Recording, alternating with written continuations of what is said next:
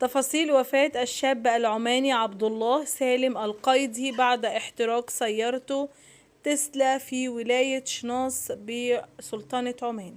إنا لله وإنا إليه راجعون. هنوفي حضراتكم بكافة التفاصيل، بس في الأول كده لايك للفيديو، اشتركوا وفعل الجرس من كلمة الكل عشان خاطر يوصل لكم الجديد والترند. وقبل ده كله هنصلي على رسولنا الكريم عليه أفضل الصلاة والسلام. وفاة شاب عماني بعد احتراق سيارته من نوع تسلا الكهربائية. الشاب اسمه عبد الله سالم القيضي كان يقود سيارة كهربائية في ولاية شناص.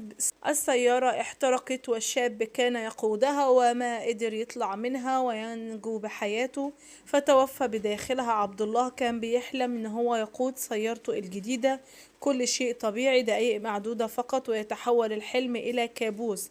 فقد حياته داخل سيارته الجديدة، اشتعلت فجأة النار فيها. لا حول ولا قوة إلا بالله العلي العظيم.